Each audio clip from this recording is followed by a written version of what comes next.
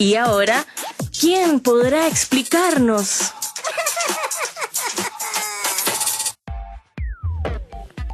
Vamos a hablar sobre adicciones, un enfoque que se llama del buen trato y después vamos a ir a derivar en ciertos aspectos puntuales, por ejemplo, qué pasa en la minería y en otros lugares con el consumo de drogas. Lo vamos a hablar con Roxana Vega y Daniel Pinto, investigadores del Centro Walnut. Roxana, Daniel, ¿cómo están? Gracias por estar aquí. Muchas gracias a ti. ¿Todo bien? Todo bien. Nuestro Todo público, bien. mira, les dio un aplauso ahí, gigante. Gracias. Público virtual imaginario. Oigan, chiquillos, ¿qué es esto de que la cultura del buen trato? Como para partir haciendo un contexto y más que preguntarle y que me definan el buen trato, voy a hacer la pregunta al revés porque yo creo que a veces queda mejor así, más aclarado.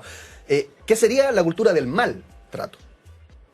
Como en oposición a la cultura del buen trato para el abordaje de adicciones. Bueno, justamente en relación a lo que acababas de decir anterior, de la ansiedad, que vivimos en una cultura ansiosa.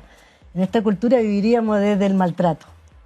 En la cultura que te exige más de la cuenta, que te enferma, que te estresa, que te tiene muy ansioso.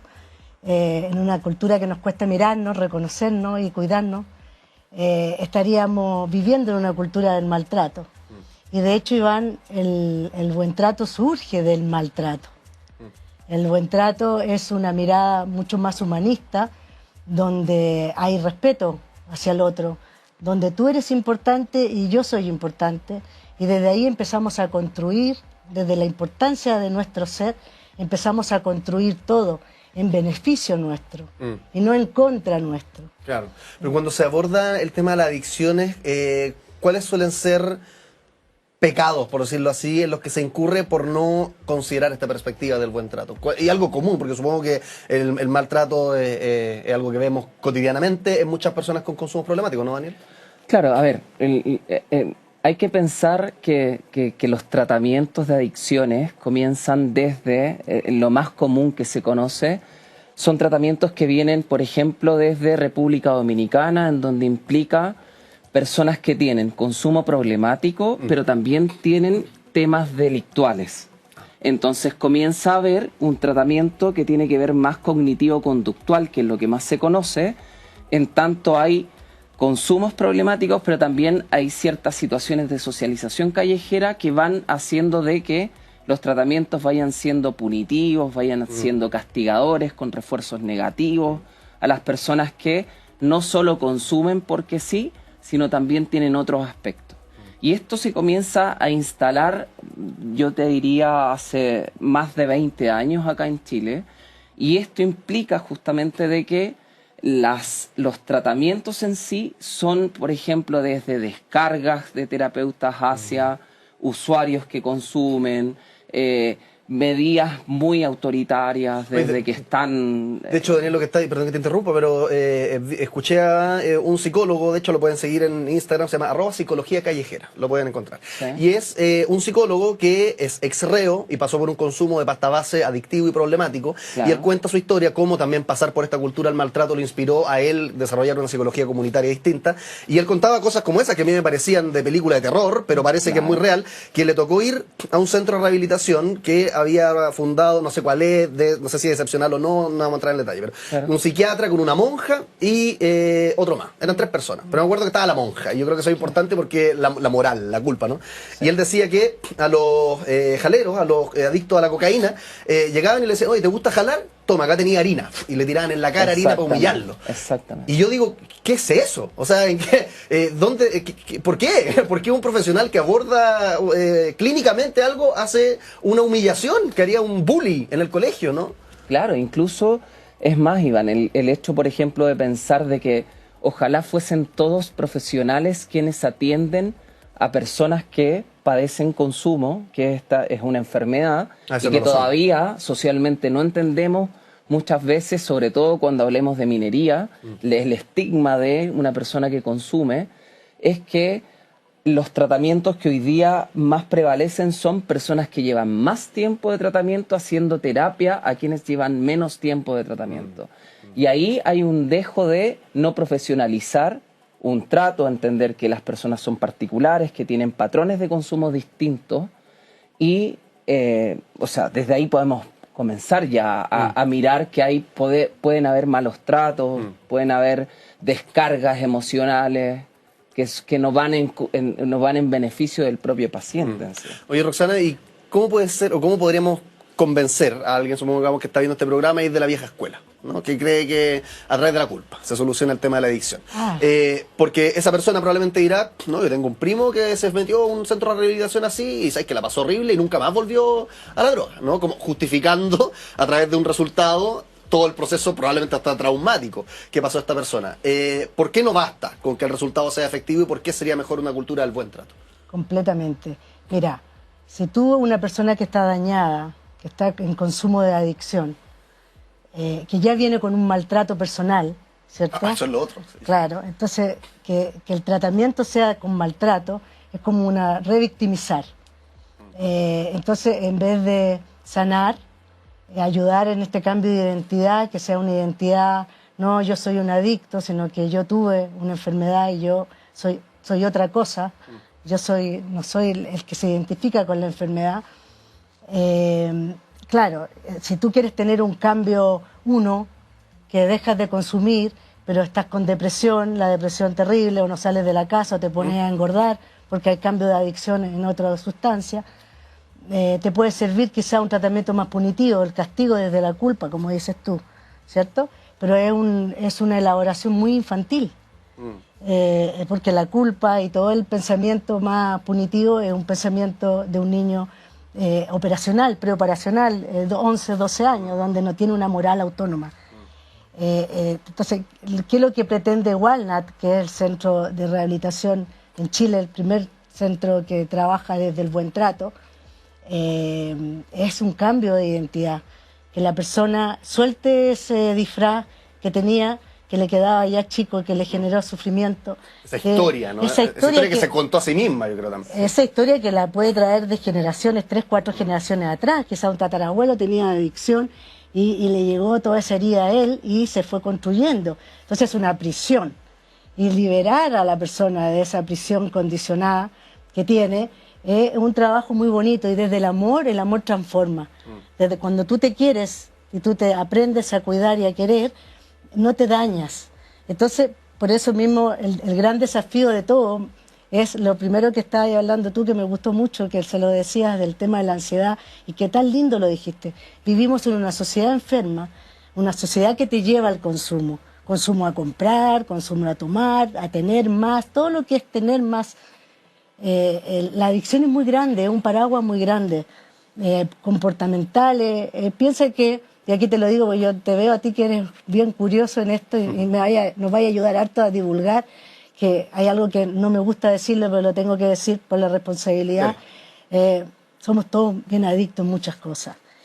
Solo basta que miremos nuestros hábitos. No solo tóxicos, son sustancias, también son... comportamiento, exacto, pensamiento. Mira, toda conducta, hábito tóxico que tú tengas y que te das cuenta que ya no te está haciendo bien, y lo sigues repitiendo, eso es una conducta, un acto hasta compulsivo. las cirugías estéticas pueden ser una adicción para algunas personas, digamos, y no es una sustancia ilícita. Completamente, completamente. Exactamente. Esa es la claro. idea. Entonces, oigan, antes de ir al tema de la minería, me entró la duda, porque el centro se llama Walnut. ¿Tiene algún simbolismo, algún significado? Porque significa nuez o nogal. Sí. ¿Qué tiene que ver Walnut con su abordaje? Bueno, todo es por algo. El centro está lleno de nogales. Ah, ya. Sí, y la nuez Walnut de nogal es el símbolo nosotros tenemos el símbolo de la nuez como nuestro símbolo, es como el cerebro. Ah, claro. La adicción como una enfermedad del cerebro. Y que de alguna manera la persona sale de este cerebro enfermo en la rehabilitación. Bueno, igual también en la flor del cambio, en esencia floral. Entonces hay todo un tema muy bonito con el nombre. Oye, Daniel, hagamos entonces un diagnóstico como del problema y su magnitud, para entrar ya en el tema de la minería. ¿Qué hace que la minería sean sectores, o más, después vamos a entrar en eso, qué hace que sean tan propensos, que es una pregunta muy importante también. Primero el diagnóstico, ¿qué está pasando en la minería con el consumo de drogas? Bueno, hay algunos estudios que están desde Global Partner, por ejemplo, que hace unos estudios arrojando que gran porcentaje de minería está puesta en el consumo problemático, en tanto se generan, por ejemplo, screeners, que son dopaje, a trabajadores dentro de minería, y hay ahí se arroja un porcentaje no menor respecto de doping positivos. Y en ese sentido, a mí la verdad es que más que hablar del porcentaje en sí, dato bruto, estos datos son cifras bien negras. En tanto hay que mirar que... Negras como que cuesta recolectarlas. Cuesta recolectarlas. Estos porcentajes son de estudios muy antiguos, en donde se junta con ACE, que hoy día actualmente es Senda, que el organismo estatal de estupefacientes en Chile. Pero sin embargo, yo te puedo hablar más desde la experiencia en tanto... consultantes que tienen, por ejemplo, dentro de políticas de minería, que si existe un doping positivo inmediatamente se desvincula al trabajador, es cuando los trabajadores van a consultar y están muy pendientes de la confidencialidad de un proceso. Entonces, reconocen que tienen un problema cuando ya ese problema no lo pueden manejar en sí. Ya. O sea, falta el reporte porque al final es autorreporte. Exactamente. Entonces, por eso no quisiera hablar como de los datos que ahí expresan, porque finalmente desde la propia experiencia hay mucho doping, que incluso doping, por ejemplo, te puedo hablar de doping de saliva, que solo registra horas de consumo, en donde ya los trabajadores saben cuánto tiempo permanece cierta sustancia en el organismo. Entonces van manipulando estos tiempos para poder generar patrones de consumo. Se van como ajustando a cuándo le van a hacer el test, cuándo le van a hacer el doping, etcétera, pero aún así existe consumo problemático. Y consultan porque ya no pueden manejar esto de alguna u otra manera. Por ejemplo, hay un dato importante y una frase que recopilé en mi experiencia, que es la bajada del minero. Y esto es que ellos van, claro, cuando ellos calculan, básicamente cuando terminan el turno, para poder consumir los primeros días y se hacen bolsa los primeros días. ¿Sí? Y entonces van calculando los métodos de limpieza para que después del otro turno puedan estar un poquito más limpios si es que les toca dopaje. Pero, insisto, se manipula de alguna otra manera el consumo, pero no se deja estar, o sea... Uno podría decir ahí el problema, como pasar del control a la prevención, ¿no? Para que pareciera que el mero control rutinario es muy fácil de evadir y no genera un cambio de vida en cada uno de los individuos. Bueno, claro. No por tener un pago, digamos, que cada un mes te está haciendo un test, vas a evitar un consumo problemático. Y esa es la propuesta de nosotros como Walnut, es ir a sensibilizar en un programa de 6 meses como mínimo, para los trabajadores, que implica, ¿qué implica sensibilizar? Implica psicoeducación sobre lo que significa esto como enfermedad y entenderlo como enfermedad, generar herramientas de control como por ejemplo lo que se ha hablado acá desde el manejo de ansiedad, de estrés, la misma distancia de los propios turnos de 7x7 o 14x14, en donde si bien mantienen... cercanía con la familia, no es lo mismo estar en presencia que estar como comunicándose a nivel como virtual, ¿cierto? Todo eso son situaciones que afectan y que en la propia experiencia han arrojado que se mantienen consumos en sí. ¿Ya? ¿Cuáles son las drogas que más han visto que aparecen en la faena? Marihuana, cocaína, alcohol y algunas enfermedades comportamentales dentro de las adicciones como prostitución, ludopatía. A ver, profundicemos en eso. Enfermedades comportamentales, ¿qué es y cómo se relaciona con una adicción? ¿Es una persona que es adicta, por ejemplo, a prostitutas o adicta a el juego de azar? A pornografía. ¿A pornografía? Claro. A ver, adicción en sí o consumo problemático en sí es toda aquella situación, consumo de sustancias o algún comportamiento que afecta áreas del desarrollo vital de la persona. Entonces, en ese sentido, como decía acá Roxana, todo lo que de alguna u otra manera te genera alguna situación compleja en tu diario vivir, podría considerarse como una conducta adictiva. Y esto es usar una sustancia, por ejemplo, en el juego, y podría decir es más, si esto tiene un componente de evadir emocionalidad, ya estamos generando adicción. Ya. Chiquillos, se han dado cuenta que tenemos en este programa preguntas fascinantes, pero también tenemos juegos como por ejemplo... ¡La Pecera! Aquí tenemos una pecera llena de papelitos, no hay que asustarse porque como decían los profesores, qué manera mejor de aprender que a través del juego, ludificando.